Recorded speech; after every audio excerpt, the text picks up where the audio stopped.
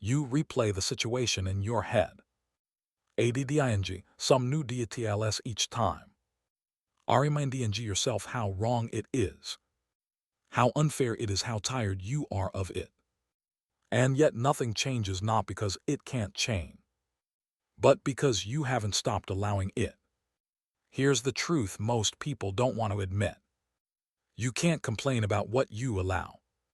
If you keep tolerating it, you're agreeing to it, maybe not out loud, maybe not in words, but in action. In inaction, in silence. And silence is agreement to the pattern. The same way you can't blame the weeds. If you never pull them, you can't blame a problem. You continually give permission to exist. Allowing doesn't always look like approval. Sometimes it looks like avoiding the conversation. Sometimes it looks like laughing it off. Sometimes it looks like telling yourself it's not that bad, when you know it is. But here's the thing. Every time you minimize it, every time you sidestep it, every time you choose the path of least resistance, you reinforce it, you make it stronger. You teach it that it has a permanent place in your life.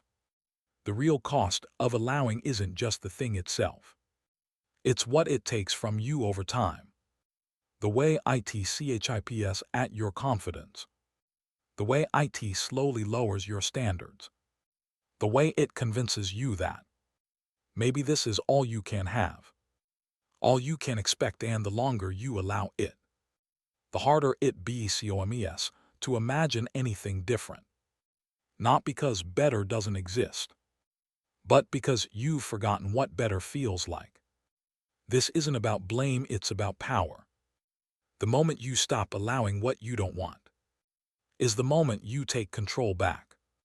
Not over other people, not over every situation, but over yourself. Over what you say yes to, over what you open the door to, over what you give your time, energy, and attention to, because those three things are the currency of your life.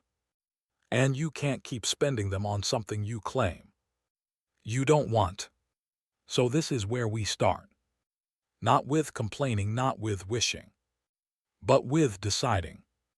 Deciding what is no longer welcome. Deciding where the line is. Deciding that your standards will no longer be negotiable. 'Cause the moment you stop allowing it, you stop living at the mercy of it. And when that happens, the complaint ends. Because the problem can't survive without your permission. The cost of tolerance is never paid all at once. It's paid slowly, quietly, and often without you even realizing it. It shows up in the way you feel drained at the end of the day, even if nothing big happened. It shows up in the quiet resentment that builds while you keep telling yourself it's fine. It shows up in the way you start lowering your expectations, not because you want to, but because living with less than you deserve starts to feel normal. Every time you allow something that goes against your values, your goals, or your well-being, you're teaching yourself and everyone around you what your standards really are. Not the ONES you talk about. The ONES you live by, because no matter what you say, your actions show the truth. If you allow someone to consistently disrespect your time, your communicating that your time worth protecting. If you allow a habit to keep stealing your focus, your communicating that your focus isn't worth defending. The damage isn't always visible right away. In fact, that's why it's so dangerous. You tell yourself it's just this one time. Just for now, just until things get easier. But just this once is how patterns begin. And once something becomes a pattern, it gets harder to remove before you know it. You've built an environment where the very thing you complain about is a permanent fixture in your life. This happens in RELATIONSHIPS all the time. You a small red flag. Because you don't want conflict. You downplay how something made you feel. Because you don't want to seem too sensitive. And slowly, those little allowances grow into bigger problems. Until one day you wake up. And the behavior you swore you'd never accept is just another Tuesday. It happens at work. You take on extra RESPONSIBILITIES without fair compensation. Because it's temporary. You let DADLINES get pushed onto your plate. Last minute because you don't want to say no. And hurt somebody's feelings. So you gotta stop doing that, and here's WHY. Before long it's not temporary anymore. It's expected, and the unspoken rule, BCOMES. You'll take it and you won't push back. It even happens with yourself. You let one bad habit slide. Because you've had a long day. Then another. And soon enough, the standard you had for yourself is gone. Not because you made a decision to lower it, but because you allowed small EXCPTIONS until the old standard wasn't your normal. The real cost of tolerance isn't just the frustration. It's the erosion of your own self-respect. Every time you allow something that shouldn't be, ALLOWED, you send yourself a subtle message. I guess I can live with this. And once you believe you can live with less, you start to expect less from others, from life, from yourself. The truth is you complain about a reality you've repeatedly agreed to. You may not like it, but if you've been allowing it, you've been helping to keep it alive. The cost isn't just paid in comfort. It's paid in time, energy, and opportunity. And those are things you can't get back. The first step to RASING your standards is RECOGNIZING the quiet, hidden cost of letting them slip in the first place. Once you see the price you've been paying, you'll start to question if it's worth it. And that's where change begins. Not in the moment of frustration, but in the moment you decide the cost is no longer acceptable. We often allow what we shouldn't because in the moment it feels easier than the alternative. Confrontation is uncomfortable. Change is uncertain. Loss is painful. So instead of facing those things head on, we compromise. We tell ourselves we're keeping the peace. But really, we're trading long-term peace for short-term comfort. And the problem with that trade is that the comfort is temporary, but the CONSEQUENCES are not. Fear is one of the biggest RESONS. We tolerate what we shouldn't. Fear of the fallout if we speak up. Fear of how others will react. Fear of being seen as difficult or selfish. Fear of losing a relationship, a job, or a sense of belonging. That fear convinces us that it's safer to stay quiet, to stay put, to stay agreeable. But silence doesn't protect you. It protects the problem. And the more you protect the problem, the more it grows.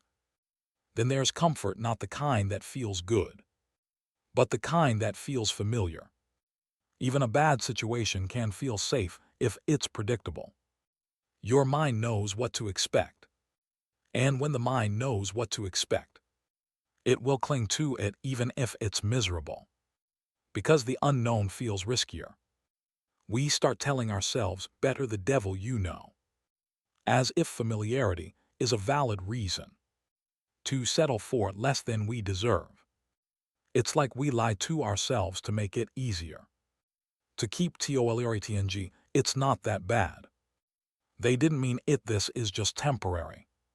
Sometimes we even convince ourselves that things will change on their own if we just hang in THERE long enough. But deep down we know this. What you don't address you endorse. HOPING, it will fix itself. is just another form of allowing. And allowing is permission. Avoidance plays a huge role. It feels easier not to have the hard conversation, not to make the bold move, not to draw the line. But avoidance is a short-term strategy that creates long-term problems. Every time you avoid taking action, you're not just avoiding discomfort, you're delaying resolution. And while you wait the thing you don't want, gets more comfortable in your life. And here's the truth most people overlook. Not deciding is still a decision. Choosing not to act is a choice. And it always favors the problem. Because if you don't actively remove what's hurting you, you're actively making space for it to stay. You might not mean to, but your lack of action is the green light. It's waiting for. When you understand why you've been allowing something, you take away some of its control. You stop believing the excuses. You start to see the fear for what it is. A barrier you've been holding up yourself. And once you see it, you can start lowering it. You can begin making decisions that protect you, instead of protect the problem. Awareness of the why is what gives you the strength for the how. Because once you understand that fear, comfort, lies and avoidance are the reasons you've been stuck, you can stop accepting them as valid. And the moment you stop accepting them, you stop allowing the problem to live rent-free in your life. Boundaries are how you teach the world how to treat you. They are not walls to keep people out. They're guidelines that protect your time, your energy, your peace, and your self-respect. Without boundaries, you're leaving everything about your life open to chance. And when life is left to chance, it's almost guaranteed you'll end up allowing things you don't actually want. A boundary is simply this: a clear line between what's acceptable to you and what isn't. The problem is, most people don't set those lines clearly. They assume others will just know. But people don't read minds. They read behavior. If you don't state your boundaries and live by them, others will make up their own rules about how to treat you, and often those rules will favor their comfort over your well-being. The first step is identifying where you've been allowing too much. Look for the areas that consistently leave you drained, resentful, or frustrated. Those feelings are signals. They're your mind and body telling you this crosses the line. Whether it's a friend who always takes without giving, a boss who constantly oversteps, or a habit of your own that keeps stealing your time. If it costs you your peace, it's a place that needs a boundary. Once you see where the lines are missing, you decide where to draw them. And here's the key: boundaries are about clarity, not aggression. You don't need to over-explain. You don't need to apologize for protecting yourself. A boundary isn't an attack. It's a statement. This works for me, this doesn't. That's it. The simpler the better. And when you communicate them, do it without guilt. You're not being selfish. You're being responsible for yourself and for your life. Because here's the truth: if you don't protect your energy, your time, your space, no one else will. People will take as much as you let them. That's human nature, which means it's your job to decide what you're available for and what you're not. The power of a boundary is inconsistency. You enforce it once and then abandon it. The moment it's tested, it will be tested. Every boundary is, but every time you hold the line, you reinforce it. You teach others how to engage with you. You teach yourself that your standards matter. And the more you practice, the easier it becomes. Remember, boundaries aren't about control. You can't control other people. You can only control your own participation. A boundary says, if this happens, here's what I will do, not here's what you must do. It's you taking responsibility for you. And that's what makes them powerful. You're not relying on someone else to change. You're deciding how you'll respond if they don't. When you start setting and respecting your own boundaries, something shifts. You stop feeling powerless. You stop being resentful. Because you're no longer waiting for others to value you, you're valuing yourself first. And that's the kind of standard that makes it impossible to keep. Allowing what you used to tolerate. A boundary that's never enforced is just a suggestion. And suggestions don't change your life. They get ignored. Setting the standard is only half the work. Holding it is where the real transformation happens. Because the moment you make it clear what you will and allow, you can expect the test to come.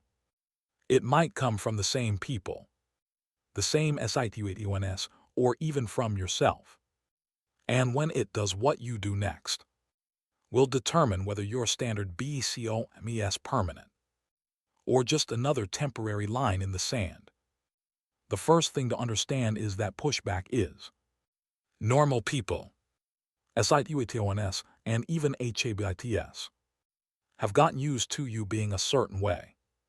The moment you shift, it disrupts that balance, and anything that feels disrupted will try to return to normal.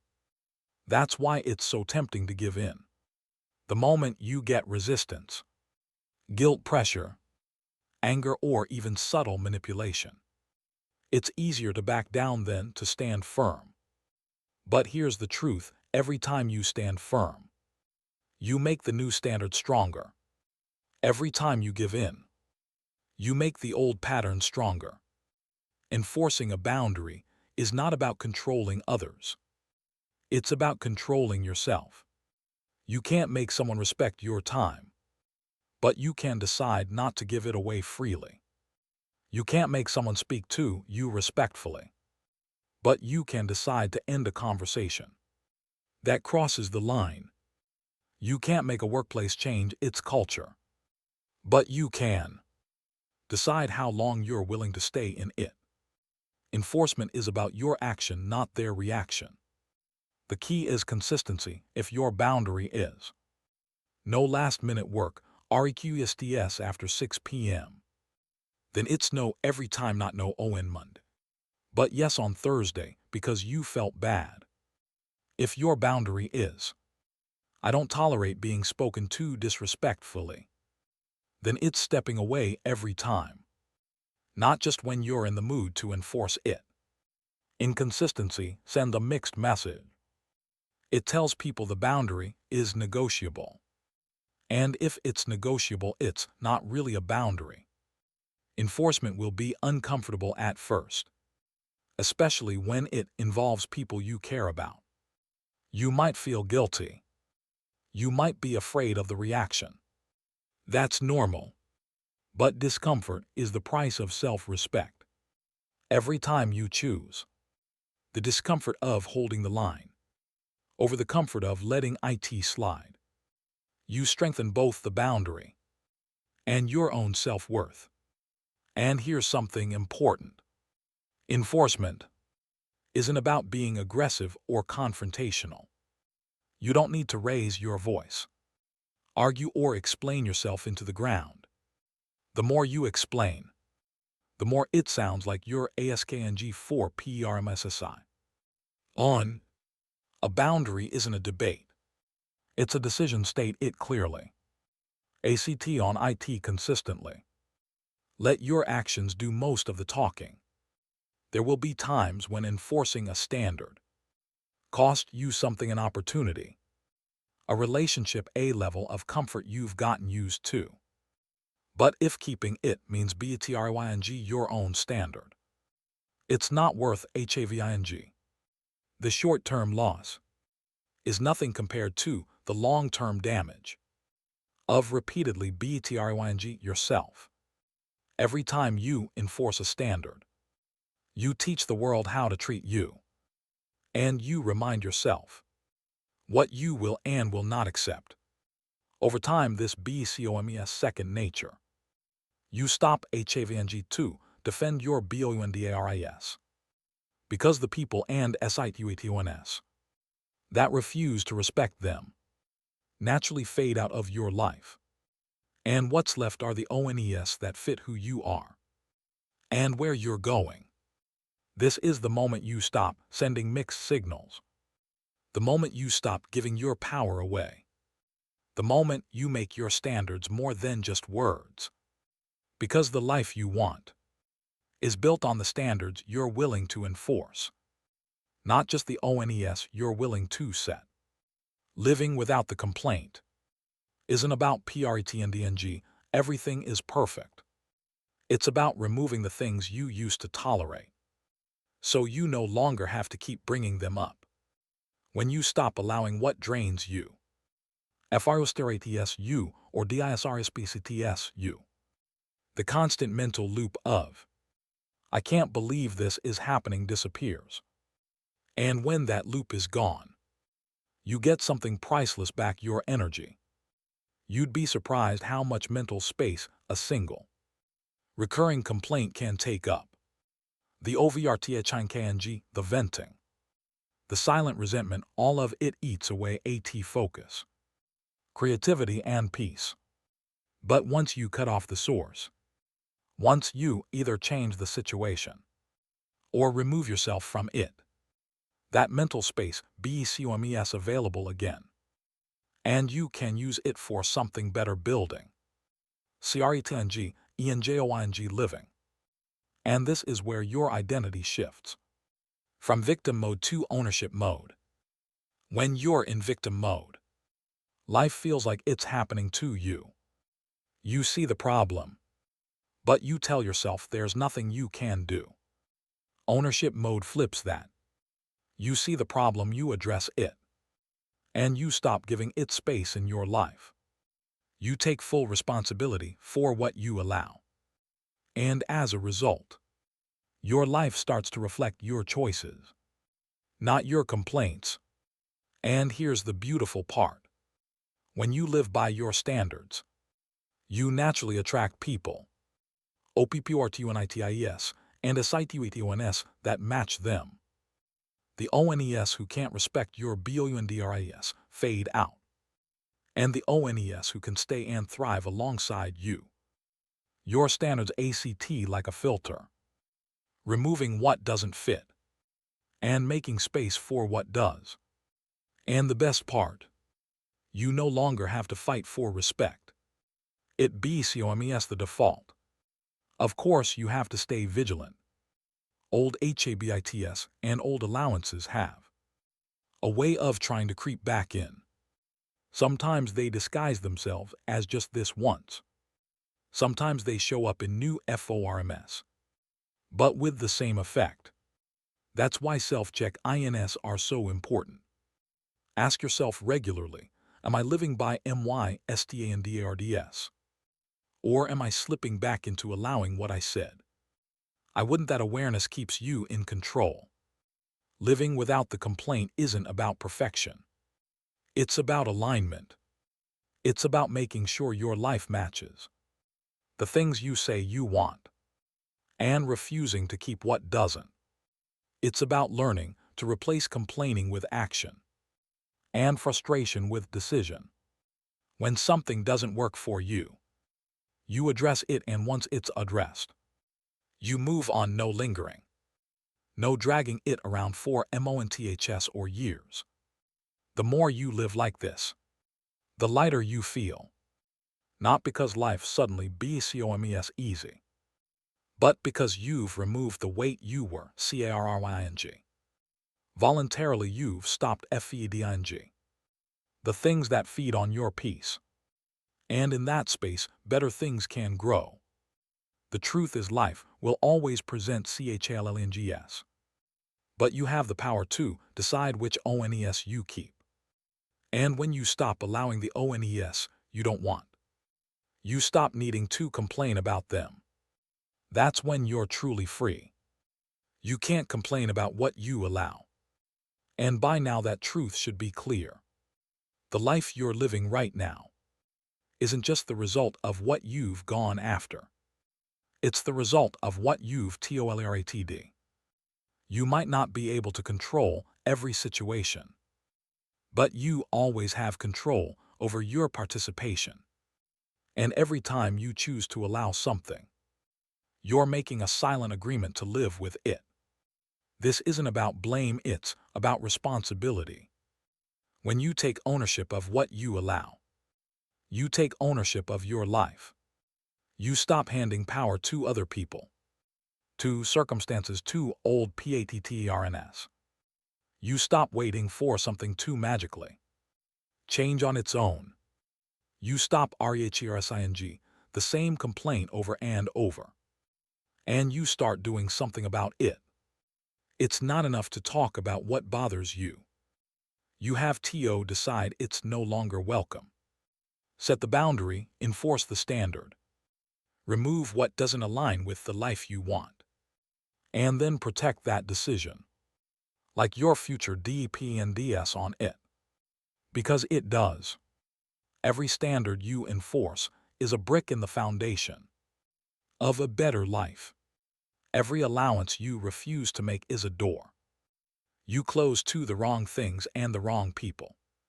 The moment you stop allowing it is the moment you stop living at the mercy of it.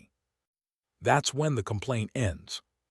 Not because the world suddenly got easier, but because you refuse to keep feeding the problem with your permission. So here's the challenge. Look at every recurring complaint in your life and ask yourself, have I been allowing this? If the answer is yes, then you already know what to do. Stop allowing it, stop giving it space. Stop letting it take up the time, energy, and peace that could be spent on something that actually moves your life forward. You can't complain about what you allow. But the moment you decide you won't allow it anymore, that's the moment you get your power back. That's the moment you stop living in reaction to the problem and start living in alignment with the solution.